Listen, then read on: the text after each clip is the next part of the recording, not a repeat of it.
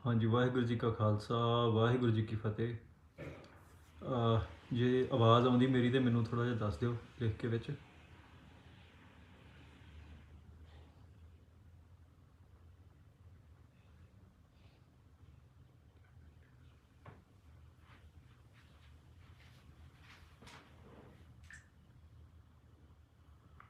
प्यारे कमेंट करके दस्सिओ भी आवाज़ आ रही है।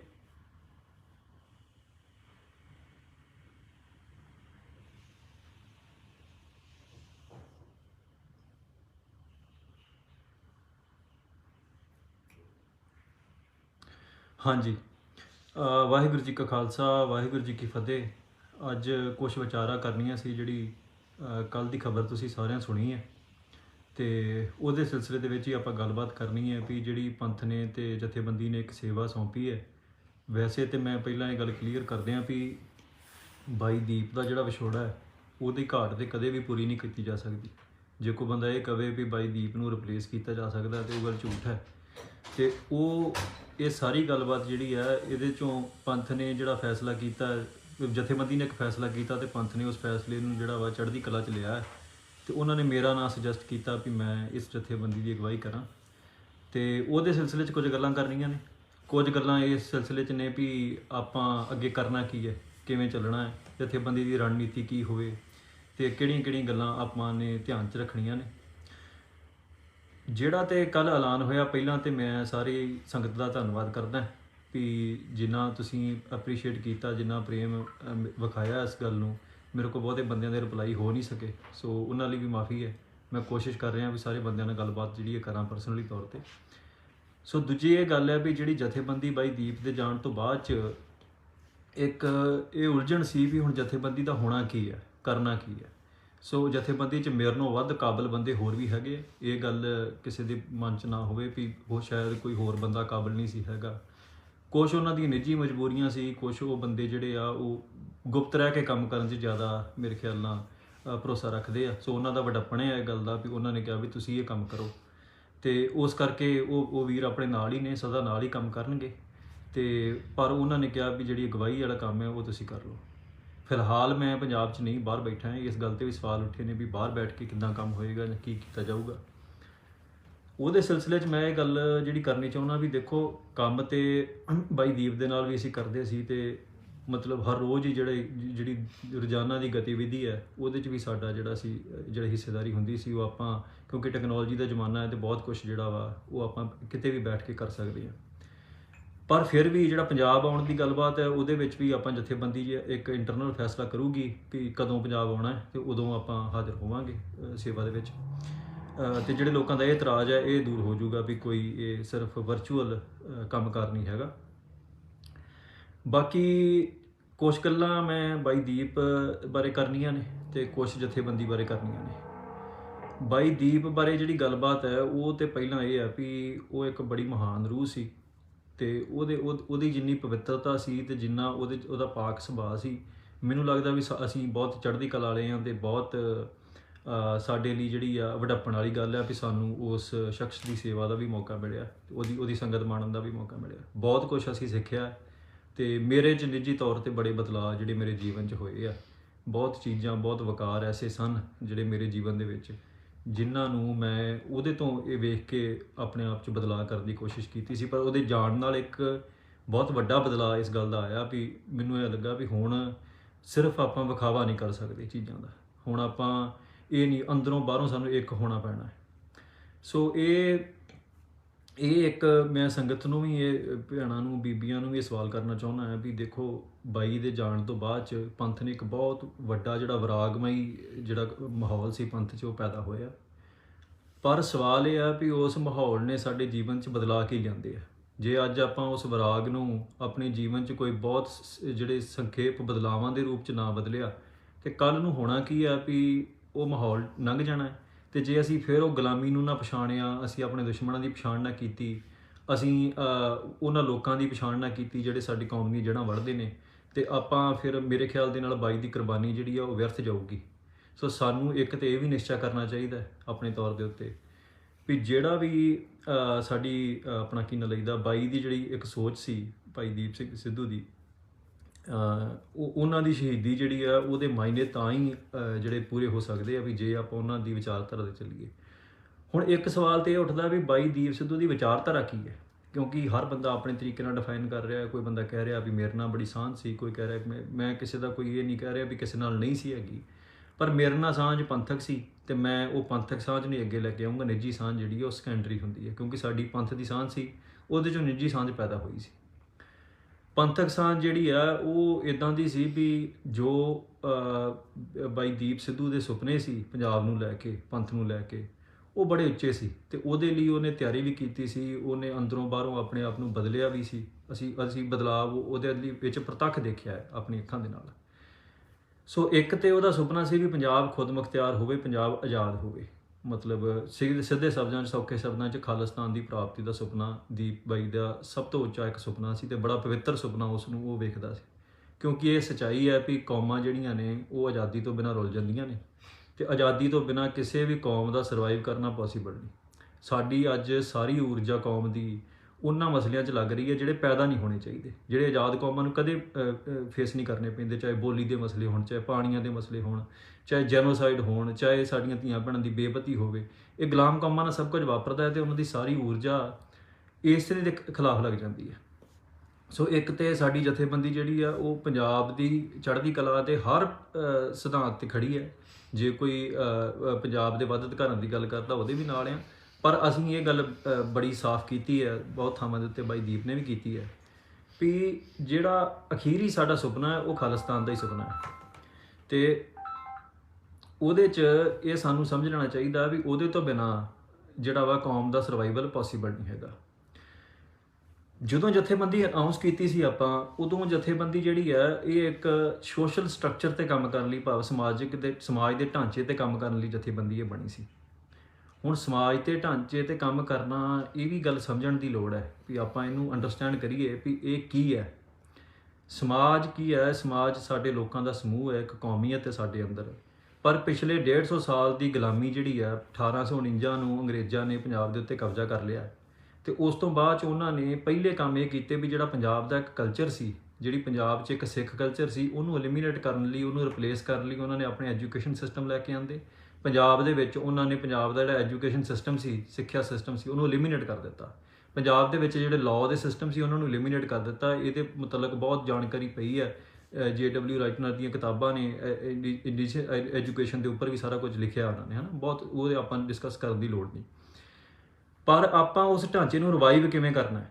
ਰਿਵਾਈਵਲ ਬਹੁਤ ਜ਼ਰੂਰੀ ਹੈ। ਤੁਸੀਂ ਜਿਹੜਾ ਇੱਕ ਤੇ ਪੋਲੀਟੀਕਲ ਸਟਰਕਚਰ ਹੈ ਸਾਡੇ ਕੋਲ, ਉਹ ਵੀ ਇੱਕ ਢਾਂਚਾ ਹੈ ਵੀ ਜਿਹੜਾ ਪੰਜਾਬ 'ਚ ਇੱਕ ਰਾਜਨੀਤੀ ਚੱਲਦੀ ਹੈ, ਇਲੈਕਟੋਰਲ ਪੋਲਿਟਿਕਸ ਦੀ ਰਾਜਨੀਤੀ ਹੈ, ਉਹਨੂੰ ਵੀ ਅਬੈਂਡਨ ਨਹੀਂ ਛੱਡਿਆ ਜਾ ਸਕਦਾ। ਜੇ ਕੋਈ ਬੰਦਾ ਕਹਿੰਦਾ ਵੀ ਨਹੀਂ ਉਹਦੇ 'ਚ ਇਨਵੋਲਵਮੈਂਟ ਨਾ ਲਾਓ, ਸਾਡੀ ਜਥੇਬੰਦੀ ਇਸ ਗੱਲ ਨਾਲ ਸਹਿਮਤ ਨਹੀਂ ਹੈਗੀ। ਬੇਸ਼ੱਕ ਅਸੀਂ ਡਾਇਰੈਕਟ ਇਨਵੋਲਵਮੈਂਟ ਤੋਂ ਸਦਾ ਹੀ ਮਨਾ ਕੀਤਾ ਤੇ ਸਦਾ ਕਰਦੇ ਰਵਾਂਗੇ, ਪਰ ਜਿਵੇਂ ਇਸ ਵਾਰ ਜਥੇਬੰਦੀ ਨੇ ਸਰਦਾਰ ਮਾਨ ਦੀ ਸਪੋਰਟ ਕੀਤੀ ਹੈ, ਅਕਾਲੀ ਦਲ ਅੰਮ੍ਰਿਤਸਰ ਦੀ ਸਪੋਰਟ ਕੀਤੀ ਹੈ, ਸ਼੍ਰੋਮਣੀ ਅਕਾਲੀ ਦਲ ਅੰਮ੍ਰਿਤਸਰ ਦੀ, ਉਹ ਇਸ ਬਣਾ 'ਤੇ ਕੀਤੀ ਹੈ ਵੀ ਸਾਡੀ ਕੋਈ ਨਾ ਕੋਈ ਪੰਥਕ ਧਿਰ ਜ਼ਰੂਰ ਹੋਣੀ ਚਾਹੀਦੀ ਹੈ। ਪਾਵਰ ਦਾ ਕੋਈ ਵੀ ਜਿਹੜਾ ਸਟਰਕਚਰ ਹੈ ਉਹਨੂੰ ਤੁਸੀਂ ਅਬੈਂਡਨ ਨਹੀਂ ਛੱਡਣਾ, ਉਹਨੂੰ ਤੁਸੀਂ ਹਮੇਸ਼ਾ ਹੀ ਫਿਲ ਕਰਨ ਦੀ ਕੋਸ਼ਿਸ਼ ਕਰਨੀ ਹੈ।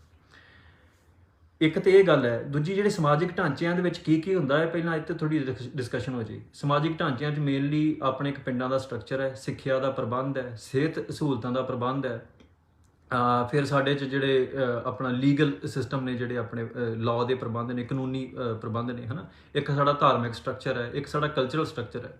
ਸੋ ਇੱਕ ਤੇ ਉਹਦੀ ਪੋਜੀਸ਼ਨਿੰਗ ਜਿਹੜੀ ਹੈ ਉਹ ਬੜੀ ਇੰਬੈਲੈਂਸ ਹੋ ਚੁੱਕੀ ਹੈ। ਲੋਕਾਂ ਨੂੰ ਇਹ ਪਤਾ ਨਹੀਂ ਲੱਗ ਰਿਹਾ ਵੀ ਅਸੀਂ ਮਾਰ ਕਿੱਥੇ ਖਾ ਰਹੇ ਹਾਂ। ਜਦੋਂ ਆਪਾਂ ਇਹ ਇਲਜ਼ਾਮ ਲਾਉਂਦੇ ਹਾਂ ਨਾ ਪੂਰੀ ਲਕਾਈ ਦੇ ਉੱਤੇ ਵੀ ਦੇਖੋ ਜੀ ਇਹ ਫਲਾਣੇ ਨੂੰ ਵੋਟਾਂ ਪਾ ਦਿੰਦੇ ਆ, ਇਹ ਸੱਚ ਦੇ ਨਾਲ ਨਹੀਂ ਖੜਦੇ। ਅਸਲ 'ਚ ਰਿਐਲਿਟੀ ਇਹ ਨਹੀਂ ਹੈ। ਤੁਸੀਂ ਅੱਜ ਪੰਜਾਬ ਦੀ ਜਿਹੜੀ ਪਾਪੂਲੇਸ਼ਨ ਆ ਉਹਨੂੰ ਤੁਸੀਂ ਇਹ ਨਾ ਵੇਖੋ ਵੀ ਇਹ ਸਮਝਣ ਵਾਲੇ ਲੋਕ ਆ, ਉਹਨਾਂ ਨੂੰ ਇਹ ਵੇਖੋ ਵੀ 150 ਸਾਲ ਦੀ ਜਿਹੜੀ ਗੁਲਾਮੀ ਹੈ ਉਹਦਾ ਪ੍ਰੋਡਕਟ ਤਿਆਰ ਹੋਇਆ ਪੰਜਾਬ ਦੇ ਵਿੱਚ। ਅੱਜ ਮੌਜੂਦਾ ਜੋ ਬੰਦਾ ਵਾ ਉਹਦੇ ਤੇ ਕਿਤੇ ਨਾ ਕਿਤੇ 150 ਸਾਲ ਦੀ ਜਿਹੜੀ ਗੁਲਾਮੀ ਹੈ ਉਹਦਾ ਅਸਰ ਹੈ। ਸੋ ਸਾਨੂੰ ਇਹ ਗੱਲ ਅੰਡਰਸਟੈਂਡ ਕਰਨੀ ਚਾਹੀਦੀ ਹੈ ਸਾਰਿਆਂ ਨੂੰ ਵੀ ਆਪਾਂ ਲੋਕਾਂ ਨੂੰ ਨਾ ਕਿ ਕਲਪਰੇਟ ਦੀ ਤੌਰ ਤੇ, ਭਾਵੇਂ ਉਹ ਕਾਂਗਰਸੀਆਂ ਨਾਲ ਜੁੜੇ ਹੋਣ, ਭਾਵੇਂ ਅਕਾਲੀਆਂ ਨਾਲ ਜੁੜੇ ਹੋਣ, ਭਾਵੇਂ ਉਹ ਕਿਸੇ ਨਾਲ ਵੀ ਜੁੜੇ ਹੋਣ, ਭਾਵੇਂ ਆਮ ਆਦਮੀ ਪਾਰਟੀ ਨਾਲ ਵੀ ਜੁੜੇ ਹੋਣ, ਉਹਨਾਂ ਨੂੰ ਆਪਾਂ ਕਲਪਰੇਟ ਤੌਰ ਤੇ ਨਹੀਂ, ਦੋਸ਼ੀ ਦੇ ਤੌਰ ਤੇ ਨਹੀਂ, ਇੱਕ ਵਿਕਟਮ ਦੇ, ਇੱਕ ਮਰੀਜ਼ ਦੇ ਤੌਰ ਤੇ ਦੇਖੀਏ ਵੀ ਉਹਨਾਂ ਦੀ ਮਾਨਸਿਕਤਾ ਨੂੰ ਗੁਲਾਮ ਕੀਤਾ ਗਿਆ ਤੇ ਉਹਨਾਂ ਦੇ ਜਿਹੜੇ ਫੈਸਲੇ ਆ ਉਹ ਬਹੁਤ ਹੀ ਵਾਰ ਤੇ ਇਨਫਲੂਐਂਸਡ ਹੁੰਦੇ ਆ, ਉਹਨਾਂ ਦੇ ਆਪਣੇ ਫੈਸਲੇ ਨਹੀਂ ਹੁੰਦੇ। ਸੋ ਇੱਕ ਤੇ ਇਹ ਗੱਲ ਹੈ ਵੀ ਜਦੋਂ ਸਮਾਜਿਕ ਸਟਰਕਚਰ ਤੇ ਆਪਾਂ ਕੰਮ ਕਰਨਾ ਸ਼ੁਰੂ ਕਰਨਾ ਹੈ, ਉਹਦੇ 'ਚ ਆਪਾਂ ਪਿੰਡਾਂ ਨੂੰ ਖੁਦ, ਬਾਈ ਦੀਪ ਸਿੱਧੂ ਦਾ ਇੱਕ ਨਾਅਰਾ ਸੀ, ਪਿੰਡ ਪਿੰਡ ਖੁਦ ਮੁਖਤਿਆਰ। ਉਹ ਨਾਅਰੇ ਦਾ ਅਰਥ ਇਹ ਸੀ ਵੀ ਪਿੰਡ ਜਿਹੜੇ ਆ ਸੈਲਫ ਸਸਟੇਨਿੰਗ ਢਾਂਚੇ ਬਣਨ, ਪਿੰਡ ਕਿਸੇ ਤੇ ਰਿਲਾਈ ਨਾ ਕਰਨ, ਸਟੇਟ ਤੇ ਰਿਲਾਈ ਨਾ ਕਰਨ, ਪਿੰਡ ਫਾਈਨੈਂਸ਼ੀਅਲੀ ਸਟੇਟ ਤੇ ਰਿਲਾਈ ਨਾ ਕਰਨ, ਲਾਅਲੀ ਸਟੇਟ ਤੇ ਰਿਲਾਈ ਨਾ ਕਰਨ। ਸਾਡਾ ਪੰਚਾਇਤੀ ਸਿਸਟਮ ਜਿਹੜਾ ਉਹਨੂੰ ਰਿਵਾਈਵ ਕੀਤਾ ਜਾਵੇ, ਖਾਲਸਾਈ ਪੰਚਾਇਤਾਂ ਐਸਟੈਬਲਿਸ਼ ਕੀਤੀਆਂ ਜਾਣ। ਬਹੁਤ ਜਿਹੜੇ ਅੱਜ ਦੇਖੋ, ਅੱਜ ਕੋਈ ਛੋਟਾ ਜਿਹਾ ਮਸਲਾ ਕੋਰਟ 'ਚ ਜਾਂਦਾ ਹੈ ਤੇ ਕੋਰਟ ਦਾ ਜਿਹੜਾ ਸਿਸਟਮ ਹੈ ਉਹ ਬਣਿਆ ਹੀ ਇਸ ਤਰੀਕੇ ਦੇ ਨਾਲ ਹੈ ਵੀ ਉਹ ਘਰ ਤੋੜਨ ਨੂੰ ਬਣਿਆ। ਮਤਲਬ ਜਿਹੜਾ ਮਸਲਾ 4 ਬੰਦੇ ਸਿਆਣੇ ਹੱਲ ਕਰ ਸਕਦੇ ਆ, ਕੋਰਟ ਉਸ ਮਸਲੇ ਨੂੰ ਜਿਹੜਾ ਵਾ ਮਤਲਬ ਉਹ ਖਤਮ ਕਰ ਦਿੰਦਾ ਪਰਿਵਾਰਾਂ ਦੇ ਪਰਿਵਾਰ, ਕਿਉਂਕਿ ਉਹਨਾਂ ਵਾਸਤੇ ਜਿਹੜਾ ਵਾ ਪਾਵਰ ਤੇ ਸਟਰਕਚਰ ਜਿਹੜੇ ਉਹਨਾਂ ਨੂੰ ਤੋੜਨਾ ਪੈਣਾ। ਜਿਹੜੀ ਕੌਮ ਦੇ ਵਿੱਚ ਫੈਮਿਲੀ ਸਟਰਕਚਰ ਤਗੜੇ ਹੋਣਗੇ, ਪਰਿਵਾਰਕ ਸਟਰਕਚਰ ਤਗੜੇ ਹੋਣਗੇ, ਉਹ ਕੌਮਾਂ ਨੂੰ ਗੁਲਾਮ ਕਰਨਾ ਔਖਾ ਹੋ ਜਾਂਦਾ ਹੈ। ਸੋ ਦੂਜਾ ਸਟਰਕਚਰ ਆ ਇੱਕ ਆਪਣਾ ਐਜੂਕੇਸ਼ਨ ਦਾ। ਹੁਣ ਐਜੂਕੇਸ਼ਨ ਬਹੁਤ ਵਧੀਆ ਟੂਲ ਹੈ, ਪਰ ਐਜੂਕੇਸ਼ਨ ਜਿਹੜੀ ਹੈ ਉਹ ਟੂਲ ਜੇ ਤੇ ਤੁਹਾਡੇ ਹੱਥ 'ਚ ਹੈ ਫਿਰ ਤੁਹਾਡੇ ਲਈ ਵਧੀਆ ਹੈ, ਜੇ ਕਿਸੇ ਦੇ ਹੱਥ 'ਚ ਹੈ ਫਿਰ ਤੁਹਾਡੇ ਲਈ ਬਹੁਤ ਨੁਕਸਾਨਦਾਇਕ ਹੈ। ਕਿਉਂਕਿ ਦੇਖੋ, ਜਦੋਂ ਅਬਦਾਲੀ ਆਇਆ, ਸਿੱਖਾਂ ਨੂੰ ਪਤਾ ਸੀ, ਸਿੱਖਾਂ ਨੇ ਆਪਣੇ ਬੱਚੇ ਅਬਦਾਲੀ ਦੇ ਸਕੂਲਾਂ 'ਚ ਨਹੀਂ ਪੜ੍ਹਾਏ, ਉਹਨਾਂ ਮਦਰਸਿਆਂ 'ਚ ਆਪਣੇ ਬੱਚੇ ਨਹੀਂ ਭੇਜੇ। ਸੋ ਜਿਹੜਾ ਐਜੂਕੇਸ਼ਨ ਸਿਸਟਮ ਹੈ ਉਹ ਕੋਈ ਮਤਲਬ ਇਦਾਂ ਦਾ ਕੋਈ ਢਾਂਚਾ ਨਹੀਂ ਹੁੰਦਾ ਵੀ ਜੇ 'ਚ ਤੁਸੀਂ ਆਪਾਂ ਅੱਖਾਂ ਮੀਟ ਕੇ ਬੱਚਿਆਂ ਨੂੰ ਤੋਰ ਦਈਏ ਤੇ ਆਪਾਂ ਨੂੰ ਐ ਲੱਗੂਗਾ ਵੀ ਜੇ ਉਹ 16 ਜਮਾਤਾਂ ਪੜ੍ਹ ਗਏ ਤੇ ਉਹ ਬਹੁਤ ਵਧੀਆ ਬਣ ਗਏ। ਆਪਾਂ ਨੂੰ ਇਹ ਵੇਖਣਾ ਪੈਣਾ ਵੀ ਐਜੂਕੇਸ਼ਨ ਸਿਸਟਮ ਦੇ ਵਿੱਚ ਕੰਟੈਂਟ ਕੀ ਪ੍ਰੋਵਾਈਡ ਕੀਤਾ ਜਾ ਰਿਹਾ। ਜੇ ਆਪਾਂ ਪੈਸਾ ਖਰਚ ਕੇ ਆਪਣੇ ਬੱਚਿਆਂ ਨੂੰ ਆਪ ਸਿੱਖ ਵਿਰੋਧੀ ਬਣਾ ਰਹੇ ਹਾਂ ਸਕੂਲਾਂ 'ਚ ਭੇਜ ਕੇ, ਕਨਵੈਂਟ ਸਕੂਲਾਂ 'ਚ, ਤੇ ਇਹਦਾ ਮਤਲਬ ਇਹ ਆ ਵੀ ਕਿਤੇ ਨਾ ਕਿਤੇ ਜਿਹੜਾ ਐਜੂਕੇਸ਼ਨ ਸਿਸਟਮ ਉਹ ਸਟਰਕਚਰਲ ਪ੍ਰੋਬਲਮ ਨਹੀਂ ਹੈਗੀ। ਮਤਲਬ ਉਹਦੇ ਸਟਰਕਚਰ ਦਾ ਨਹੀਂ ਵੀ ਸਕੂਲ ਕਿੱਡਾ ਢਾਂਚਾ ਕਿੱਡਾ ਵਧੀਆ ਬਣਿਆ, ਜਿਹੜਾ ਕਈ ਬੰਦੇ ਉੱਠ ਕੇ ਕਹਿਣ ਲੱਗ ਪੈਂਦੇ ਵੀ ਦੇਖੋ ਜੀ ਸਕੂਲ ਬਣਾ ਦਿਆਂਗੇ, ਇਹਦੀ ਬਿਲਡਿੰਗ ਬਣਾ ਦਿਆਂਗੇ, ਇਹ ਕਰ ਦਿਆਂਗੇ, ਉਹ ਕਰ ਦਿਆਂਗੇ। ਪਹਿਲਾਂ ਤੇ ਸਾਨੂੰ ਅੰਡਰਸਟੈਂਡ ਇਹ ਕਰਨਾ ਚਾਹੀਦਾ ਹੈ ਵੀ ਜਿਹੜੀ ਬਿਲਡਿੰਗ ਬਣਾਉਣੀ ਆ ਨਾ, ਉਹ ਇੰਪੋਰਟੈਂਟ ਨਹੀਂ, ਇੰਪੋਰਟੈਂਟ ਹੁੰਦਾ ਕੰਟੈਂਟ ਕੀ ਆ। ਜੇ ਸਕੂਲ ਦੇ ਵਿੱਚ ਪੜ੍ਹਾਉਣ ਵਾਲੀ ਜਿਹੜੀ ਚੀਜ਼ ਹੈ ਉਹ ਤੁਹਾਨੂੰ ਆਪਾ ਵਿਰੋਧੀ ਬਣਾ ਰਹੀ ਹੈ, ਤੁਹਾਡੇ ਪੰਥ ਦੇ ਵਿਰੋਧ 'ਚ ਖੜਾ ਕਰ ਰਹੀ ਹੈ, ਤੇ ਮੈਨੂੰ ਲੱਗਦਾ ਵੀ ਆਪਾਂ ਨੂੰ ਸਟਰਕਚਰ ਚੇਂਜਸ ਜਿਹੜੇ ਆ ਉਹ ਕੰਟੈਂਟ ਦੇ ਲੈਵਲ ਤੇ ਕਰਨੇ ਚਾਹੀਦੇ ਆ, ਨਾ ਕਿ ਮਤਲਬ ਜਿਹੜਾ ਵਾ ਇਨਫਰਾਸਟ੍ਰਕਚਰ ਦੇ ਲੈਵਲ ਦੇ ਉੱਤੇ। ਸੋ ਇੱਕ ਤੇ ਇਹ ਸਕੂਲ ਬਾਰੇ ਗੱਲਬਾਤ ਹੋਊਗੀ। ਦੂਜਾ ਜਿਹੜਾ ਵਾ, ਆਪਾਂ ਜਦੋਂ ਸੈਲਫ ਸਸਟੇਨਿੰਗ ਢਾਂਚੇ ਦੀ ਗੱਲ ਕਰਦੇ ਹਾਂ ਪਿੰਡਾਂ ਦੇ ਵਿੱਚ, ਤੇ ਆਪਾਂ ਉਹਦੇ ਲਈ ਇੱਕ ਅਲਟਰਨੇਟਿਵ ਬੈਂਕਿੰਗ ਸਿਸਟਮ ਦੀ ਵੀ ਅਸੀਂ ਜਿਹੜੀ ਗੱਲ ਕੀਤੀ ਸੀ ਬਾਈ ਦੀਪ ਦੇ ਨਾਲ, ਸਾਰੀ ਉਹ ਸਲਾਹ ਮਸ਼ਵਰੇ ਹੋਏ ਸੀ, ਸਾਡੀ ਉਹਨਾਂ ਦੀ ਇਹ ਸਲਾਹ ਸੀ ਵੀ ਆਪਾਂ ਸਟੇਟ ਤੇ ਆਪਣੀ ਰਿਲਾਇਬਿਲਿਟੀ ਬਿਲਕੁਲ ਖਤਮ ਕਰਨੀ ਹੈ। ਮਤਲਬ ਮਿਨੀਮਮ ਰਿਲਾਇਬਿਲਿਟੀ ਸਾਡੀ ਹੋਵੇ ਵੀ ਸਟੇਟ ਕੀ ਸਾਨੂੰ ਪ੍ਰੋਵਾਈਡ ਕਰਦੀ ਹੈ, ਇਹਦੇ ਨਾਲ ਕੋਈ ਫਰਕ ਨਾ ਪਵੇ। ਪੰਜਾਬ ਨਾਲ ਵੈਸੇ ਵੀ ਸਟੇਟ ਧੱਕਾ ਕਰ ਰਹੀ ਹੈ, ਪਿਛਲੇ 70-80 ਸਾਲਾਂ ਤੋਂ ਪੰਜਾਬ ਨੂੰ ਇੱਕ ਕਲੋਨੀ ਦੀ ਤਰ੍ਹਾਂ ਟ੍ਰੀਟ ਕੀਤਾ ਜਾ ਰਿਹਾ, ਜਿਹਦੇ ਰਿਸੋਰਸਸ ਲੁੱਟੇ ਜਾਂਦੇ ਆ, ਜਿਹਦੀ ਨੌਜਵਾਨੀ ਦਾ ਕਤਲੇਆਮ ਕੀਤਾ ਜਾਂਦਾ ਹੈ, ਤੇ ਬਾਅਦ 'ਚ ਸਾਰਾ ਦੋਸ਼ ਵੀ ਸਿੱਖਾਂ 'ਤੇ ਮੜ ਦਿੱਤਾ ਜਾਂਦਾ ਵੀ ਇਹ ਤੁਹਾਡਾ ਹੀ ਕਸੂਰ ਹੈ। ਸੋ ਅੱਜ ਵੀ ਭਾਖੜੇ ਡੈਮ ਦਾ ਮਸਲਾ ਭਖਿਆ ਹੋਇਆ। ਮਤਲਬ ਇਹ ਮਸਲੇ ਸਾਰੇ ਗੁਲਾਮੀ ਦੇ ਲੱਛਣ ਆ, ਇਹ ਸਿੰਪਟਮਸ ਆ, ਪਰ ਇਹ ਜੇ ਆਪਾਂ ਇਹਨੂੰ ਇਕੱਲੇ ਨੂੰ ਫੜ ਕੇ ਲੜਾਂਗੇ ਤੇ ਆਪਾਂ ਕਦੇ ਲੜਾਈ ਨਹੀਂ ਜਿੱਤ ਸਕਦੇ। ਫੋਰ ਐਗਜ਼ਾਮਪਲ ਵੀ ਜਦੋਂ ਆਪਾਂ ਗੁਲਾਮੀ ਜਿਹੜੀ ਹੈ ਉਹ ਆਪਣਾ ਰੂਟ ਕਾਜ਼ ਹੈ, ਉਹਦੇ 'ਚੋਂ ਇਹ ਲੱਛਣ ਪੈਦਾ ਹੁੰਦੇ ਤੇ ਆਪਣੇ ਇਕੱਲਿਆਂ ਨਾਲ ਨਹੀਂ ਪੈਦਾ ਹੋਏ। ਦੁਨੀਆ 'ਤੇ ਜਿੱਥੇ ਵੀ ਕੋਈ ਕੌਮ ਗੁਲਾਮ ਹੋਈ ਹੈ, ਉਹਨਾਂ ਦਾ ਸੱਭਿਆਚਾਰ, ਉਹਨਾਂ ਦੀ ਬੋਲੀ, ਉਹਨਾਂ ਦਾ ਜਿਹੜਾ ਵਾ ਰਹਿਣ ਸਹਿਣ, ਖਾਣ ਪੀਣ, ਪਹਿਰਾਵਾ, ਉਹਨਾਂ ਦੇ এনवायरमेंट ਜਿਹੜਾ ਵਾ ਵਾਤਾਵਰਨ ਆ, ਉਹਨਾਂ ਦੇ ਨੈਚੁਰਲ ਰਿਸੋਰਸਸ ਜਿਹੜੇ ਕੁਦਰਤੀ ਸੰਸਾਧਨ ਆ, ਉਹ ਸਾਰਾ ਕੁਝ ਤਬਾਹ ਕੀਤਾ ਗਿਆ। ਤੇ ਇਹ ਗੁਲਾਮੀ ਦੀ ਕੌਮ ਨੂੰ ਗੁਲਾਮ ਰੱਖਣ ਲਈ ਇਹ ਜ਼ਰੂਰੀ ਹੁੰਦਾ ਇਹਨਾਂ ਨੂੰ ਤਬਾਹ ਕਰਨਾ। ਪਰ ਕੌਮਾਂ ਕੋਲ ਸੋਲੂਸ਼ਨ ਇੱਕ ਹੁੰਦਾ ਵੀ ਜਾਂ ਤੇ ਉਹ ਇਕੱਲੇ ਮਾਰ ਤੇ ਲੜਦੇ ਰਹਿਣ, ਤੇ ਜਾਂ ਫਿਰ ਉਹ ਇਹ ਸਮਝ ਲੈਣ ਵੀ ਇਹ ਸਾਰਾ ਮਸਲਾ ਗੁਲਾਮੀ 'ਚ ਉਪਜਿਆ ਤੇ ਆਪਾਂ ਗੁਲਾਮੀ ਨੂੰ ਜਿੱਦਣ ਦੂਰ ਕਰ ਲਿਆ ਇਹ ਆਪਣੇ ਆਪ ਖਤਮ ਹੋ ਜਾਣੀਆਂ ਚੀਜ਼ਾਂ। ਮਤਲਬ ਜੇ ਸਿੱਖਾਂ ਦਾ ਰਾਜ ਹੋਵੇ ਤੇ ਇਹ ਚੀਜ਼ਾਂ ਸਰਵਾਈਵ ਨਹੀਂ ਕਰ ਸਕਦੀਆਂ, ਫਿਰ ਪੰਜਾਬੀ ਬੋਲੀ ਆਪਣੇ ਆਪ ਹੀ ਲਾਗੂ ਹੋ ਜਾਣੀ। ਫਿਰ ਤੁਹਾਨੂੰ ਉਹਦੇ ਲਈ ਧਰਨੇ ਮੋਰਚੇ ਨਹੀਂ ਲਾਉਣੇ ਪੈਣੇ, ਤੁਹਾਨੂੰ ਬੈਂਕਾਂ ਵਾਲਿਆਂ ਦੇ ਤਰਲੇ ਨਹੀਂ ਕਰਨੇ ਪੈਣੇ।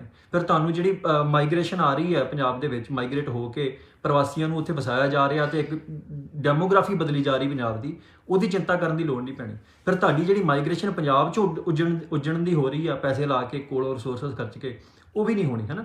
ਜਿਵੇਂ ਅੱਜ ਤੁਸੀਂ ਦੇਖੋ ਵੀ ਇੱਕ ਸਲੋ ਜੈਨੋਸਾਈਡ ਚੱਲ ਰਿਹਾ ਆਪਣਾ, ਇਹਨੂੰ ਆਪਾਂ ਕਈ ਲੋਕ ਕੀ ਸਮਝਦੇ ਆ ਵੀ 84 'ਚ ਜਿਹੜੀ ਵਾਇਲੈਂਸ ਸ਼ੁਰੂ ਹੋਈ ਸਟੇਟ ਦੀ ਤੇ 95 'ਚੋਂ ਖਤਮ ਹੋ ਗਈ, ਪਰ ਇਦਾਂ ਨਹੀਂ ਹੁੰਦਾ। ਸਟੇਟ ਕਦੇ ਵੀ ਗੁਲਾਮ ਕੌਮਾਂ ਨੂੰ ਇਕੱਲਿਆਂ ਨਹੀਂ ਛੱਡਦੀ ਵੀ ਹੁਣ ਇਹਨਾਂ ਤੇ ਜ਼ੁਲਮ ਕਰਤਾ ਤੇ ਹੁਣ ਇਹਨਾਂ ਨੂੰ ਛੱਡ ਦਿਓ। ਸਟੇਟ ਕੀ ਕਰਦੀ ਹੈ ਵੀ ਉਹ ਇੱਕ ਮੌਕੇ ਦੇ ਉੱਤੇ ਜਦੋਂ ਉਹਨਾਂ ਨੂੰ ਪਤਾ ਲੱਗ ਜਾਂਦਾ ਵੀ ਹੁਣ ਇਹਨਾਂ ਨੂੰ ਅਸੀਂ ਵਾਇਲੈਂਸ ਨਾਲ ਬਹੁਤ ਦਬਾ ਲਿਆ, ਫਿਰ ਉਹ ਆਪਣੀ ਨਵੀਂ ਪਾਲਿਸੀ ਲੈ ਕੇ ਆਉਂਦੀ ਹੈ। ਉਸ ਪਾਲਿਸੀ 'ਚ ਕਲਚਰਲ ਜੈਨੋਸਾਈਡ ਵੀ ਹੁੰਦਾ, ਇਕਨੋਮਿਕਲ ਜੈਨੋਸਾਈਡ ਵੀ ਹੁੰਦਾ। ਉਸ ਪਾਲਿਸੀ ਦੇ ਵਿੱਚ ਤੁਹਾਡਾ ਮਾਨਸਿਕ ਜੈਨੋਸਾਈਡ ਕਰਦੇ ਹੋ। ਹੁਣ 95 ਤੋਂ ਬਾਅਦ ਜਿਹੜੀ ਕਲਚਰਲ ਜੈਨੋਸਾਈਡ ਦੀ ਲਹਿਰ ਚੱਲੀ ਹੈ, ਜਿਵੇਂ ਕਲਾਕਾਰ ਲਿਆਂਦੇ ਗਏ ਆ ਪੰਜਾਬ ਦੇ ਵਿੱਚ, ਜਿਵੇਂ ਜੋ ਕੁਛ ਉਹਨਾਂ ਕੀਤਾ ਸਾਰਾ ਕੁਛ, ਹੈ ਨਾ, ਉਹ ਸਾਰਾ ਕੁਝ ਹੀ ਆਪਾਂ ਨੂੰ ਪਤਾ ਹੈ। ਉਹਦੀ ਡਿਸਕਸ਼ਨ ਆਪਾਂ ਇੱਥੇ ਨਹੀਂ ਕਰਦੇ, ਪਰ ਫਿਰ ਵੀ ਆਪਾਂ ਨੂੰ ਅੰਡਰਸਟੈਂਡ ਕਰਨਾ ਚਾਹੀਦਾ ਵੀ ਜੈਨੋਸਾਈਡ ਆਪਣਾ ਰੁਕਿਆ ਨਹੀਂ ਕਿਤੇ ਵੀ। ਜੈਨੋਸਾਈਡ ਇਦਾਂ ਦੀ ਚੀਜ਼ ਨਹੀਂ ਹੈਗੀ ਵੀ ਜਿਹੜਾ 84 ਤੋਂ 95 ਤੱਕ ਰੁਕ ਗਿਆ। ਉਸ ਤੋਂ ਬਾਅਦ ਜਿੰਨੇ ਮੁੰਡੇ ਸਾਡੇ ਗੋਲੀ ਨਾਲ ਇਹਨਾਂ ਨੇ ਸ਼ਹੀਦ ਕੀਤੇ ਆ, ਉਸ ਤੋਂ ਵੱਧ ਨੌਜਵਾਨ ਸਾਡੇ ਨਸ਼ੇ 'ਚ ਮਾਰੇ ਗਏ। ਹੁਣ ਨਸ਼ਾ ਕੋਈ ਇਦਾਂ ਦੀ ਗੱਲ ਥੋੜੀ ਵੀ ਨੈਚੁਰਲੀ ਤੁਹਾਡੇ ਨੌਜਵਾਨਾਂ ਦੇ ਮੂੰਹ ਚਾਣ ਕੇ ਪੈ ਜਾਂਦਾ। ਹੁਣ ਕਈ ਵਾਰੇ ਕਹਿੰਦਾ ਵੀ ਤੁਹਾਨੂੰ ਕੌਣ ਦਿੰਦਾ, ਤੁਸੀਂ ਨਾ ਪੀਓ। ਪਰ ਜਦੋਂ ਇੱਕ ਸੁਸਾਇਟੀ ਜਿਹਦੀ ਚੀਜ਼ ਬੰਦ ਹੋਣੀ ਚਾਹੀਦੀ, ਸੁਸਾਇਟੀ 'ਚ ਜਿਹੜੀ ਚੀਜ਼ ਬੈਨ ਹੋਣੀ ਚਾਹੀਦੀ ਹੈ, ਉਹ ਖੁੱਲ੍ਹੇਆਮ ਵਰਤਾਈ ਜਾ ਰਹੀ ਹੈ ਸਰਕਾਰੀ ਸ਼ਹਿ ਦੇ ਉੱਤੇ। ਉਹਦੇ ਨਾਲ ਹੁੰਦਾ ਕੀ ਹੈ ਵੀ ਜਿਹੜਾ ਨੌਜਵਾਨ ਉਹਦੀ ਇੱਕ ਉਮਰ ਆ 15-16 ਸਾਲ ਦੀ, ਉਹ ਕੋਈ ਡਿਸੀਜਨ ਲੈਣ ਦੀ ਜਿਹੜੀ ਆ ਕੈਪੇਬਿਲਿਟੀ ਉਹਦੇ 'ਚ ਹੁੰਦੀ ਨਹੀਂ। ਹੁਣ ਜਦੋਂ ਉਹਦੇ ਕੋਲ ਡਿਸੀਜਨ ਲੈਣ ਦੀ ਕੈਪੇਬਿਲਿਟੀ ਨਹੀਂ ਹੈਗੀ ਉਸ ਨੌਜਵਾਨ ਦੇ ਵਿੱਚ, ਤੇ ਉਹ ਗਲਤ ਡਿਸੀਜਨ ਲੈਣੇ ਸ਼ੁਰੂ ਕਰ ਦਿੰਦਾ। ਹੁਣ ਕੋਈ ਉਹਨੂੰ ਕਹੇ ਵੀ ਤੇਰਾ ਦੋਸ਼ ਹੈ, ਨਹੀਂ, ਉਹਦਾ ਦੋਸ਼ ਨਹੀਂ ਹੈ। ਇਸੇ ਕਰਕੇ ਕਾਨੂੰਨ ਕਾਇਦੇ ਬਣੇ ਆ ਨਾ। ਜੇ ਤੇ ਮਤਲਬ ਹਰ ਬੰਦਾ ਆਪਣਾ ਡਿਸੀਜਨ ਲੈਣ ਲਈ ਕੈਪੇਬਲ ਹੋਵੇ, ਬੈਨ ਕਰਨ ਦੀ ਕੀ ਲੋੜ ਹੈ? ਫਿਰ ਤੇ ਹੈਰੋਇਨ ਰੱਖ ਲਓ, ਜਿਹੜਾ ਡਿਸੀਜਨ ਲੈ ਕੇ ਵਰਤ ਲੇ ਉਹਨੂੰ ਵਰਤ ਲੇ, ਜਿਹੜਾ ਨਾ ਵਰਤੇ ਉਹ ਠੀਕ ਹੈ। ਸੋ ਕਿਤੇ ਨਾ ਕਿਤੇ ਜਦੋਂ ਸੋਸਾਇਟੀ ਨੇ ਕੋਈ ਚੀਜ਼ਾਂ ਬੈਨ ਕੀਤੀਆਂ, ਆਪਣੇ ਸੋਸਾਇਟੀ ਨੇ ਜਾਂ ਲਾਅ ਨੇ, ਉਹਦਾ ਅਰਥ ਇਹ ਹੀ ਆ ਨਾ ਵੀ ਆਪਾਂ ਲੋਕ ਜਿਹੜੇ ਹੁੰਦੇ ਆ ਉਹ ਹਰ ਵਕਤ ਆਪਣੀ ਕੌਨਸ਼ੀਅਸ 'ਚੋਂ ਡਿਸੀਜਨ ਨਹੀਂ ਲੈ ਸਕਦੇ। ਆਪਾਂ ਨੂੰ ਉਹਨਾਂ ਲਈ ਇੱਕ এনवायरमेंट ਤਿਆਰ ਕਰਨਾ ਪੈਂਦਾ ਹੈ ਜਿੱਥੇ ਉਹ এনवायरमेंट ਜਿਹੜਾ ਹੈ ਉਹਦੇ 'ਚ ਉਹ ਸੇਫ ਮਹਿਸੂਸ ਕਰਨ। ਮਤਲਬ ਉਹ ਮਾਂ ਪਿਓ ਨੂੰ ਇਹ ਫਿਕਰ ਨਾ ਹੋਵੇ ਵੀ ਸਾਡਾ ਬੱਚਾ ਜੇ ਘਰੋਂ ਬਾਹਰ ਜਾਊਗਾ ਤੇ ਉਹ ਸਾਡਾ ਬੱਚਾ ਜਿਹੜਾ ਵਿਗੜ ਜਾਊਗਾ, ਕਿਉਂਕਿ ਸੇਫ এনवायरमेंट ਹੋਵੇ ਤੇ ਇਦਾਂ ਨਹੀਂ ਹੁੰਦਾ। ਮਾਂ ਪਿਓ ਨੂੰ ਫਿਕਰ ਨਾ ਹੋਵੇ ਜੇ ਸਕੂਲ 'ਚ ਬੱਚਾ ਜਾਂਦਾ ਤੇ ਉਹ ਸਿੱਖ ਵਿਰੋਧੀ ਬਣ ਕੇ ਆ ਜਾਊਗਾ। ਸੋ ਜਿਹੜੀਆਂ ਚੀਜ਼ਾਂ ਲਈ ਮਾਂ ਪਿਓ ਨੂੰ ਐਫਰਟ ਕਰਨ ਦੀ ਲੋੜ ਨਹੀਂ ਹੋਣੀ ਚਾਹੀਦੀ ਜੇ ਸਾਡਾ ਆਪਣਾ ਰਾਜ ਹੋਵੇ, ਉਹ ਚੀਜ਼ਾਂ ਜਿਹੜੀਆਂ ਵਾ ਸਾਰੀਆਂ ਮਤਲਬ ਕੀ ਨਾ ਲਈਦੀਆਂ ਵਾ ਜਿਹੜੀਆਂ ਵਾ ਉਹ ਆਪਣੇ ਆਪ ਹੋਣੀਆਂ ਚਾਹੀਦੀਆਂ, ਜਿਹੜੀਆਂ ਸਾਨੂੰ ਐਫਰਟ ਕਰਕੇ ਇੰਪਲਾਈ ਕਰਨੀਆਂ ਪੈ ਰਹੀਆਂ ਤੇ ਉਹਦੇ 'ਚੋਂ ਆਪਾਂ ਨੂੰ ਕੋਈ ਸਕਸੈਸ ਨਹੀਂ ਮਿਲ ਰਹੀ। ਸੋ ਇਹ ਤੇ ਮੋਟੀਆਂ-ਮੋਟੀਆਂ ਗੱਲਾਂ ਸੀ ਵੀ ਜਥੇਬੰਦੀ ਕੰਮ ਕਿੱਦਾਂ ਕਰੂਗੀ। ਜਥੇਬੰਦੀ ਸੋਸ਼ਲ ਸਟਰਕਚਰ, ਪਿੰਡਾਂ ਦੇ ਸਟਰਕਚਰ, ਮੈਡੀਕਲ ਬੋਰਡ ਜਿਹੜੇ ਸਾਡੇ ਪਹਿਲੇ 4 ਨਿਸ਼ਾਨੇ ਉਹ ਇਹ ਆ ਵੀ ਇੱਕ ਤੇ ਅਸੀਂ ਦੇਖੋ ਲੀਗਲ ਵਿੰਗ ਬਣਾ ਰਹੇ ਹਾਂ ਜਥੇਬੰਦੀ ਦਾ, ਇੱਕ ਅਸੀਂ ਮੈਡੀਕਲ ਬੋਰਡ ਸਟੈਬਲਿਸ਼ ਕਰਾਂਗੇ, ਇੱਕ ਅਸੀਂ ਸਿੱਖਿਆ ਬੋਰਡ ਸਟੈਬਲਿਸ਼ ਕਰਾਂਗੇ ਵੀ ਸਾਡੇ ਬੱਚਿਆਂ ਨੇ ਪੜ੍ਹਨਾ ਕੀ ਆ। ਇਹ ਬਹੁਤ ਜ਼ਰੂਰੀ ਹੈ। ਅਸੀਂ ਸਟੇਟ ਕੋਲੋਂ ਇਹ ਮੰਗੀ ਜਾਂਦੇ ਵੀ ਸਾਨੂੰ ਐਜੂਕੇਸ਼ਨ ਦਿਓ। ਕਿਉਂ ਮੰਗਣੀ ਸਟੇਟ ਕੋਲੋਂ ਐਜੂਕੇਸ਼ਨ ਕਿਹੜੀ ਬੱਚਿਆਂ ਨੂੰ ਦੇਣੀ ਉਹ ਅਸੀਂ ਤੈਅ ਕਰਾਂਗੇ ਨਾ। ਜੇ ਸਟੇਟ ਸਾਡੇ ਬੱਚੇ ਨੂੰ ਐਜੂਕੇਸ਼ਨ ਦਊਗੀ ਫਿਰ ਉਹਦੇ 'ਚੋਂ KPS ਗਿੱਲ ਵਰਗੇ ਪੈਦਾ ਹੋਣਗੇ। ਉਹਦੇ 'ਚੋਂ ਤੁਸੀਂ ਸਿੱਖ ਕੌਮ ਦੇ ਜਿਹੜੇ ਸੂਰਮੇ ਨਹੀਂ ਪੈਦਾ ਕਰ ਸਕਦੇ, ਕਿਉਂਕਿ ਸਟੇਟ ਦੀ ਐਜੂਕੇਸ਼ਨ ਜਿਹੜਾ ਟੂਲ ਹੈ ਉਹ ਸਟੇਟ ਨੇ ਤਾਂ ਹੀ ਰੱਖਿਆ ਹੈ ਵੀ ਉਹਦੇ 'ਚ ਉਹ ਸਟੇਟ ਨੂੰ ਫੇਵਰ ਕਰਦਾ ਹੈ। ਉਹਦੇ 'ਚ ਕੋਈ ਵਰਲਾ ਟਾਵਾਂ ਬੰਦਾ ਹੈ ਜਿਹੜਾ 100 ਚੋਂ 1, ਹਜ਼ਾਰਾਂ ਚੋਂ 1 ਬੰਦਾ ਜਿਹੜਾ ਉਹ ਐਜੂਕੇਸ਼ਨ ਦੇ ਪ੍ਰਭਾਵ 'ਚੋਂ ਮੁਕਤ ਹੋ ਜਾਂਦਾ। ਸੋ ਮੇਰੀਆਂ ਇਹ ਜਿਹੜੀਆਂ ਬੇਨਤੀਆਂ ਮੈਂ ਕੀਤੀਆਂ ਵਾ, ਇਹਦੇ ਤੇ ਆਪਾਂ ਇੱਕ ਸੀ ਆਪਣਾ ਐਜੂਕੇਸ਼ਨ ਬੋਰਡ, ਸਿੱਖਿਆ ਬੋਰਡ, ਦੂਜਾ ਸੀ ਆਪਣਾ ਮੈਡੀਕਲ ਬੋਰਡ, ਤੀਜਾ ਲੀਗਲ ਵਿੰਗ ਜਿਹੜਾ ਹੈ ਨਾ, ਇਹ ਚੀਜ਼ਾਂ ਸਥਾਪਿਤ ਕਰਨੀਆਂ ਆਪਾਂ ਸਾਰੀਆਂ। ਉਹਦੀ ਸਥਾਪਤੀ ਤੋਂ ਬਾਅਦ 'ਚ ਆਪਾਂ ਮਤਲਬ ਸੁਸਾਇਟੀ ਦਾ ਜਿਹੜਾ ਹਰ ਐਸਪੈਕਟ ਆ ਵੀ ਸਾਡੇ ਟੀਵੀਆਂ 'ਚ ਕੀ ਚੱਲਦਾ ਹੈ, ਉਹਦੇ 'ਚ ਉਹਨੂੰ ਅਸੀਂ ਕਿੱਦਾਂ ਕੰਸੀਡਰ ਕਰਨਾ ਵੀ ਦੇਖੋ ਹੁਣ ਆਪਾਂ ਇਹ ਤੇ ਕਹਿ ਨਹੀਂ ਸਕਦੇ ਬੱਚਿਆਂ ਨੂੰ ਵੀ ਤੁਸੀਂ ਟੀਵੀ ਨਾ ਵੇਖੋ। ਕਈ ਬੰਦੇ ਕਹਿੰਦੇ ਵੀ ਟੀਵੀ ਚੱਕ ਲਓ ਘਰਾਂ ਦੇ ਵਿੱਚੋਂ। ਇਹ ਸੋਲਿਊਸ਼ਨ ਨਹੀਂ ਹੁੰਦਾ। ਸੋਲਿਊਸ਼ਨ ਇਹ ਆ ਵੀ ਜਿਹੜਾ ਸਟੇਟ ਜਿਹੜੀ ਚੀਜ਼ ਨੂੰ ਵਰਤ ਰਹੀ ਹੈ ਉਹਨੂੰ ਅਸੀਂ ਵਰਤਣਾ ਹੈ। ਜਿਹੜੀ ਚੀਜ਼ ਨੂੰ ਟੂਲ ਸਟੇਟ ਨੇ ਬਣਾਇਆ ਉਹਨੂੰ ਅਸੀਂ ਬਣਾਉਣਾ ਹੈ। ਸੋ ਇਹਦੇ 'ਚ ਸੱਚ ਝੂਠ ਦੀ ਪਰਿਭਾਸ਼ਾ ਨਹੀਂ ਕੋਈ ਵੀ ਹੈਗੀ। ਸਟੇਟ ਝੂਠ ਨੂੰ ਸੱਚ ਬਣਾ ਕੇ ਪੇਸ਼ ਕਰ ਦਿੰਦੀ ਕਿਉਂਕਿ ਉਹਨਾਂ ਕੋਲ ਪਾਵਰ ਹੈਗੀ ਹੈ। ਸੋ ਸਾਡੀ ਲੜਾਈ ਕਿਸੇ ਲੋਕਲ ਜਥੇਬੰਦੀ ਦੇ ਨਾਲ ਨਹੀਂ, ਇਹ ਵੀ ਮੈਂ ਗੱਲ ਕਲੀਅਰ ਕਰਦੇ ਹਾਂ ਅੱਜ ਤੋਂ। ਸਾਡੀ ਲੜਾਈ ਭਾਵੇਂ ਸਾਡੇ ਖਿਲਾਫ ਕਈਆਂ ਨੇ ਕੁਛ ਕੀਤਾ, ਕਈ ਕਰ ਰਹੇ ਨੇ, ਸਾਡੀ ਲੜਾਈ ਉਹਨਾਂ ਨਾਲ ਨਹੀਂ ਹੈਗੀ। ਸਾਡੀ ਲੜਾਈ ਹੈਗੀ ਆ ਸਟੇਟ ਦੇ ਨਾਲ, ਤੇ ਸਟੇਟ ਦੇ ਨਾਲ ਵੀ ਲੜਾਈ ਸਾਡੀ ਨੈਰੇਟਿਵ ਦੀ ਇਹ ਹੈ ਵੀ ਅਸੀਂ ਜਿਹੜਾ ਵਾ ਅਸੀਂ ਕੌਮ ਦੀ ਆਜ਼ਾਦੀ ਦੀ ਗੱਲ ਕਰਦੇ ਹਾਂ। ਸਟੇਟ ਜੇ ਇਹ ਕਹਦੇ ਵੀ ਨਹੀਂ ਤੁਹਾਨੂੰ ਸਿੱਖਾਂ ਨੂੰ ਕੋਈ ਪ੍ਰੋਬਲਮ ਨਹੀਂ, ਤੇ ਸਾਡੇ ਕੋਲ ਤਾਂ ਹਜ਼ਾਰਾਂ ਸਬੂਤ ਹੈ, ਪ੍ਰਤੱਖ ਹੈ ਦੁਨੀਆ ਨੂੰ ਵੀ ਸਾਡੀ ਕੌਮ ਗੁਲਾਮ ਹੈ। UN ਨੇ ਜਿੰਨੇ ਕੁ ਬਣਾਏ ਨੇ ਆਪਣੇ ਕਲੌਜ਼ ਜਿਹੜੇ ਆ ਗੁਲਾਮੀ ਦੇ, ਉਹ ਸਾਰੇ ਸਾਡੇ ਤੇ ਲਾਗੂ ਹੁੰਦੇ ਆ ਵੀ ਜੈਨੋਸਾਈਡ ਜਿਹੜਾ ਉਹ ਸਮਝਦੇ ਨੇ ਜਿਹਨੂੰ ਜੈਨੋਸਾਈਡ ਰੈਕੋਗਨਾਈਜ਼ ਕਰਨਾ ਹੈ, ਉਹ ਸਾਰੇ ਤਕਰੀਬਨ ਸਾਡੇ ਉੱਤੇ ਲਾਗੂ ਹੁੰਦੇ ਆ। ਸੋ ਮੇਰੀਆਂ ਇਹ ਜਿਹੜੀਆਂ ਬੇਨਤੀਆਂ ਸੀ ਇਹਨਾਂ ਨੂੰ ਤੁਸੀਂ ਆਪਾਂ ਕੰਸੀਡਰ ਕਰਨਾ। ਸਲਾਹ ਮਸ਼ਵਰੇ ਅਸੀਂ ਸੰਗਤ ਦੇ ਜ਼ਰੂਰ ਲੈਣੇ। ਜਿਹੜੇ ਕੋਈ ਐਕਸਪਰਟ ਆ ਕਿਸੇ ਵੀ ਫੀਲਡ ਦੇ ਵਿੱਚ ਉਹ ਸਾਡੇ ਨਾਲ ਜ਼ਰੂਰ ਜੁੜਨ ਬੰਦੇ, ਸੰਗਤ ਵੀ ਜੁੜੇ। ਜਿਹੜੇ ਐਕਸਪਰਟ ਆ, ਕੋਈ ਵਕੀਲ ਹੈ, ਕੋਈ ਡਾਕਟਰ ਹੈ, ਕੋਈ ਰਿਟਾਇਰਡ ਡਾਕਟਰ ਨੇ, ਸਾਨੂੰ ਉਹਨਾਂ ਦੀ ਜਿਹੜੀ ਆ ਉਹ ਸਲਾਹ ਦੀ ਵੀ ਲੋੜ ਹੈ, ਉਹਨਾਂ ਦੇ ਸਾਥ ਦੀ ਵੀ ਲੋੜ ਹੈ ਮੌਕੇ ਦੇ ਉੱਤੇ। ਜਿਹੜਾ ਡਾਇਸਪੋਰਾ ਸਿੱਖਾਂ ਦਾ ਮਸਲਾ ਹੈ ਵੀ ਜਿਹੜੇ ਪੰਜਾਬ ਤੋਂ ਬਾਹਰ ਵਸਦੇ ਸਿੱਖ ਆ, ਉਹ ਇੱਕ ਬਹੁਤ ਵੱਡਾ ਸਮੂਹ ਆ ਸਾਡੇ ਸਿੱਖਾਂ ਦਾ। ਉਹ ਲਗਭਗ ਜਿੰਨੀ ਸਾਡੇ ਪੰਜਾਬ 'ਚ ਪਾਵਰ ਹੈ ਉਨੀ ਕੁ ਲਗਭਗ ਪਾਵਰ ਸਾਡੇ ਕੋਲ ਬਾਹਰ ਹੈ, ਸੌਫਟ ਪਾਵਰ ਹੈ। ਉਹਨੂੰ ਵੀ ਇੱਕ ਥਾਂ 'ਤੇ ਇਕੱਠਿਆਂ ਕਰਨਾ, ਉਹਨੂੰ ਕੌਮ ਦੇ ਹਿੱਤਾਂ ਲਈ ਵਰਤਣਾ ਜਿਹੜਾ ਉਹ ਬਹੁਤ ਜ਼ਰੂਰੀ ਹੈ। ਸੋ ਇਹ ਕਿਤੇ ਨਾ ਕਿਤੇ ਜਿਹੜਾ ਨਾ ਇਹ ਸਾਰੀਆਂ ਗੱਲਾਂ ਤੇ ਇੱਕ ਲਾਈਵ 'ਚ ਡਿਸਕਸ਼ਨ ਨਹੀਂ ਹੋ ਸਕਦੀ। ਬਹੁਤ ਚੀਜ਼ਾਂ ਆਪਣੀਆਂ ਡਿਸਕਸ ਕਰਨ ਵਾਲੀਆਂ ਨੇ। ਆਪਾਂ ਇਹ ਕੋਸ਼ਿਸ਼ ਕਰਾਂਗੇ ਵੀ ਅੱਗੇ ਤੋਂ ਹਰ ਵਿਸ਼ੇ ਨੂੰ ਵੱਖਰਾ ਛੋਹਿਆ ਜਾਵੇ, ਹਰ ਵਿਸ਼ੇ ਨੂੰ ਜਿਹੜਾ ਵਾ ਉਹ ਵੱਖਰੇ ਤਰੀਕੇ ਨਾਲ ਡੀਲ ਕੀਤਾ ਜਾਵੇ। ਬਾਕੀ ਮੈਂ ਇੱਕ ਗੱਲ ਜਿਹੜੀ ਸੰਗਤ ਅੱਗੇ ਰੱਖਣੀ ਹੈ ਵੀ ਅੱਜ ਤੱਕ ਦਾ ਜਿਹੜਾ ਮੇਰਾ ਜੀਵਨ ਸੀ ਉਹ ਮੈਨੂੰ ਐਂ ਲੱਗਦਾ ਵੀ ਮੈਨੂੰ ਖੁਦ ਹੀ ਅਹਿਸਾਸ ਹੋਇਆ ਵੀ ਜ਼ਿੰਮੇਵਾਰੀ ਪੰਥ ਨੇ ਬਹੁਤ ਵੱਡੀ ਦੇ ਦਿੱਤੀ ਹੈ ਮੋਢਿਆਂ ਦੇ ਉੱਤੇ। ਤੇ ਪਹਿਲੇ ਜੀਵਨ 'ਚ ਮੇਰੇ ਕੋਲ 100 ਗਲਤੀਆਂ ਹੋਈਆਂ ਹੋਣਗੀਆਂ, 100 ਬੰਦਿਆਂ ਨਾਲ ਬੋਲ ਕਬੋਲ ਕੀਤਾ ਹੋਊਗਾ, ਹੈ ਨਾ। ਸੋ ਮੈਂ ਉਹਨਾਂ ਵੀ ਬੰਦਿਆਂ ਨੂੰ ਚਾਹੁੰਦਾ ਵੀ ਤੁਸੀਂ ਦਿਲ 'ਚ ਕੋਈ ਇਸ ਗੱਲ ਦਾ ਗਿਲਾ ਨਾ ਰੱਖਣਾ, ਕਿਉਂਕਿ ਜਿਹੜਾ ਦੇਖੋ ਹਰ ਮਨੁੱਖ ਇਨਸਾਨ ਹੈ, ਵਕਾਰ ਹਰ ਮਨੁੱਖ ਦੇ ਉੱਤੇ ਹੁੰਦੇ ਨੇ। ਸੋ ਆਪਾਂ ਇਹ ਅਰਦਾਸ ਬੇਨਤੀ ਕਰ ਸਕਦੇ ਹਾਂ ਵੀ ਤੁਸੀਂ ਅਰਦਾਸ ਬੇਨਤੀ ਕਰੋ। ਸੰਗਤ ਦੀਆਂ ਅਰਦਾਸਾਂ ਦੇ ਨਾਲ ਹੀ ਬਾਈ ਦੀਪ ਸਿੱਧੂ ਜਿਹੜਾ ਸੀ ਉਹ ਕੌਮ ਦੇ ਲੇਖੇ ਲੱਗਾ, ਹੈ ਨਾ। ਤੇ ਸੰਗਤ ਦੀਆਂ ਅਰਦਾਸਾਂ ਤੋਂ ਬਿਨਾਂ ਕੁਝ ਨਹੀਂ ਹੋ ਸਕਦਾ। ਸੋ ਜੇ ਮਤਲਬ ਕਿਸੇ ਨੂੰ ਮੈਂ ਕਿਸੇ ਮੌਕੇ ਦੇ ਉੱਤੇ ਕਿਸੇ ਦਾ ਦਿਲ ਦਿਖਾਇਆ ਹੋਵੇ, ਉਹਦੇ ਲਈ ਬਹੁਤ ਦਿਲੋਂ ਮਾਫੀ ਹੈ। ਮਤਲਬ ਇਹ ਕੋਈ ਦਿਖਾਵਾ ਨਹੀਂ ਹੈਗਾ ਇਸ ਚੀਜ਼ ਦਾ ਵੀ ਹਾਂ ਭਈ ਮਤਲਬ ਇਹ ਸ਼ਾਇਦ ਉਹਨੇ ਪੋਜੀਸ਼ਨ ਤੇ ਆ ਤੇ ਇਹ ਤਾਂ ਦਿਖਾਵਾ ਕਰ ਰਿਹਾ। ਇਹਦੇ ਲਈ ਦਿਲੋਂ ਹੀ ਮਾਫੀ ਹੈ। ਜੇ ਹਾਂ ਜਿਨ੍ਹਾਂ ਨਾਲ ਸਿਧਾਂਤਕ ਵਿਰੋਧ ਰਹਿਣਗੇ, ਮੈਂ ਇਹੋ ਜਿਹਾ ਬੰਦਾ ਵੀ ਨਹੀਂ ਹੈਗਾ ਵੀ ਅੱਜ ਮੈਂ ਕਹਾਂ ਵੀ ਮੇਰਾ ਕਿਸੇ ਨਾਲ ਸਿਧਾਂਤਕ ਵਿਰੋਧ ਨਹੀਂ ਹੈਗਾ। ਜਿਨ੍ਹਾਂ ਨਾਲ ਹੈਗਾ ਉਹ ਰਹੇਗਾ, ਪਰ ਉਹਨਾਂ ਨਾਲ ਡੀਲ ਕਰਨ ਦਾ ਤਰੀਕਾ ਅਸੀਂ ਜ਼ਰੂਰ ਬਦਲਾਂਗੇ। ਅਸੀਂ ਡਿਸਕਸ਼ਨ ਨੂੰ, ਡਾਇਲੋਗ ਨੂੰ ਪਹਿਲ ਦੇਵਾਂਗੇ ਤੇ ਉਹ ਤੋਂ ਬਾਅਦ ਜੇ ਕੋਈ ਨਾ ਗੱਲ ਬਣੂਗੀ ਤੇ ਫਿਰ ਡਿਸਟੈਂਸ ਕਰ ਲਾਂਗੇ, ਆਪਣੇ ਆਪ ਨੂੰ ਦੂਰੀ ਬਣਾ ਲਾਂਗੇ। ਅਸੀਂ ਟਕਰਾਅ ਤੋਂ ਹਮੇਸ਼ਾ ਬਚਣ ਦੀ ਕੋਸ਼ਿਸ਼ ਕਰਾਂਗੇ, ਕਿਉਂਕਿ ਟਕਰਾਅ ਸਾਡਾ ਇੱਕ ਧਿਰ ਨਾਲ ਹੈ, ਉਹ ਦਿੱਲੀ ਦੀ ਹਕੂਮਤ ਦੇ ਨਾਲ ਹੈ। ਉਹਦੇ ਤੋਂ ਅਲੱਗਾ ਸਾਡਾ ਜਿਹੜਾ ਪੰਜਾਬ ਦੀਆਂ ਧਿਰਾਂ ਜਿੰਨੀਆਂ ਨੇ ਉਹ ਕੋਸ਼ਿਸ਼ ਕਰਨ ਵੀ ਦੇਖੋ ਜਥੇਬੰਦਕ ਢਾਂਚੇ ਅਸੀਂ ਕਿਸੇ ਦੀ ਸਪੇਸ ਵੀ ਨਹੀਂ ਮੱਲਣਾ ਚਾਹੁੰਦੇ। ਇਹ ਵੀ ਗੱਲ ਕਲੀਅਰ ਹੋ ਜੇ ਵੀ ਸਾਡੀ ਜਥੇਬੰਦੀ ਕਿਸੇ ਦੀ ਸਪੇਸ ਨਹੀਂ ਮੱਲਣਾ ਚਾਹੁੰਦੀ। ਅਸੀਂ ਕੋਅਲੀਸ਼ਨ ਬਿਲਡ ਕਰਨ ਦੇ ਵਿੱਚ ਯਕੀਨ ਕਰਦੇ ਹਾਂ। ਜੇ ਤੁਸੀਂ ਕਿਸੇ ਥਾਂ ਤੇ ਵਧੀਆ ਕੰਮ ਕਰ ਰਹੇ ਜੋ ਤੇ ਅਸੀਂ ਇਹ ਕੋਸ਼ਿਸ਼ ਨਹੀਂ ਕਰਾਂਗੇ ਵੀ ਤੁਹਾਡੀ ਥਾਂ ਤੇ ਅਸੀਂ ਆਪ ਐਸਟੈਬਲਿਸ਼ ਹੋ ਜਾਈਏ। ਅਸੀਂ ਇਹ ਕੋਸ਼ਿਸ਼ ਕਰਾਂਗੇ ਵੀ ਅਸੀਂ ਤੁਹਾਡੇ ਨਾਲ ਮਿਲ ਕੇ ਚੱਲੀਏ। ਜਿਹੜੀ ਚੀਜ਼ ਦੀ ਤੁਹਾਨੂੰ ਲੋੜ ਹੈ ਅਸੀਂ ਪ੍ਰੋਵਾਈਡ ਕਰੀਏ। ਬੰਦਿਆਂ ਦੀ ਲੋੜ ਹੈ, ਕਿਸੇ ਹੋਰ ਚੀਜ਼ ਦੀ ਲੋੜ ਹੈ, ਜਿੱਥੇ ਅਸੀਂ ਕੰਮ ਕਰ ਰਹੇ ਹਾਂ ਤੁਸੀਂ ਸਾਡੀ ਸਹਾਇਤਾ ਕਰੋ। ਇੱਦਾਂ ਹੀ ਸਾਨੂੰ ਸਟੂਡੈਂਟ ਆਰਗੇਨਾਈਜੇਸ਼ਨ ਬਿਲਡ ਕਰਨੀਆਂ ਪੈਣੀਆਂ, ਇੱਦਾਂ ਹੀ ਸਾਨੂੰ ਪੋਲੀਟੀਕਲ ਸਟਰਕਚਰ ਬਿਲਡ ਕਰਨੇ ਪੈਣੇ ਆ। ਸਭ ਤੋਂ ਵੱਡੇ ਮੁੱਦੇ ਪੰਜਾਬ ਦੇ ਬੇਅਦਬੀ ਦਾ ਮੁੱਦਾ ਜਿਹੜਾ ਸਭ ਤੋਂ ਵੱਡਾ ਮੁੱਦਾ, ਉਹਦੇ ਲਈ ਜਸਟਿਸ ਅਸੀਂ ਆਪ ਤੈਅ ਕਰਨਾ ਵੀ ਸਾਡਾ ਜਸਟਿਸ ਕੀ ਹੈ। ਲਾਅ ਦੇ ਉੱਤੇ ਅਸੀਂ ਕੋਈ ਟੇਕ ਨਹੀਂ ਰੱਖਣੀ। ਜਿਹੜਾ ਇੰਡੀਅਨ ਲਾਅ ਹੈ ਉਹ ਡਿਜ਼ਾਈਨਡ ਇਸ ਤਰੀਕੇ ਨਾਲ ਹੋਇਆ ਵੀ ਉਹ ਤੁਹਾਨੂੰ ਖੱਜਲ ਕਰਦਾ, ਉਹ ਤੁਹਾਨੂੰ 30-35 ਸਾਲ ਖੱਜਲ ਕਰਕੇ ਬੜਾ ਸਿੰਬੋਲਿਕ ਜਿਹਾ ਜਸਟਿਸ ਦਿੰਦਾ ਤੇ ਫਿਰ ਉਹ ਨਾਲ ਦੀ ਨਾਲ ਉਹਨਾਂ ਜ਼ੁਲਮ ਕਰ ਵੀ ਰਿਹਾ ਹੁੰਦਾ ਪੈਰਲਰੀ, ਹੈ ਨਾ। ਉਹ ਅਸੀਂ ਆਪ ਜਸਟਿਸ ਸਿਸਟਮ ਖੜੇ ਕਰਨੇ ਆ ਸਾਰੇ। ਅਸੀਂ ਆਪ ਤੈਅ ਕਰਨਾ ਵੀ ਦੇਖੋ ਵੀ ਅਸੀਂ ਜਿਹੜਾ ਵਾ ਬੇਅਦਬੀ ਦੇ ਮਸਲੇ ਆ ਉਹਨਾਂ ਨੂੰ ਕਿਵੇਂ ਡੀਲ ਕਰਨਾ। ਅਸੀਂ ਜਿਹੜਾ ਨਸ਼ੇ ਜਿਹੜੇ ਵਿਕਦੇ ਆ ਪੰਜਾਬ 'ਚ ਉਹਨਾਂ ਨੂੰ ਕਿਵੇਂ ਬੰਦ ਕਰਨਾ। ਅਸੀਂ ਪੰਜਾਬ ਦਾ ਐਜੂਕੇਸ਼ਨ ਜਿਹੜਾ ਸਿਸਟਮ ਆ ਉਹਨੂੰ ਕਿਵੇਂ ਸੁਧਾਰਨਾ। ਇਹ ਸਾਰਾ ਕੁਝ ਅਸੀਂ ਆਪਣੇ ਹੱਥਾਂ 'ਚ ਲੈ ਕੇ ਕੰਮ ਕਰਨਾ। ਸੋ ਇਹ ਮੇਰੀ ਸਾਰਿਆਂ ਨੂੰ ਬੇਨਤੀ ਆ ਵੀ ਜਿੰਨੀਆਂ ਪੋਲੀਟੀਕਲ ਧਿਰਾਂ ਨੇ, ਜਿੰਨੀਆਂ ਜਥੇਬੰਦੀਆਂ ਨੇ, ਧਾਰਮਿਕ ਜਥੇਬੰਦੀਆਂ ਨੇ, ਹੈ ਨਾ, ਉਹਨਾਂ ਨੂੰ ਵੀ ਇਹ ਸਮਝ ਲੈਣਾ ਚਾਹੀਦਾ।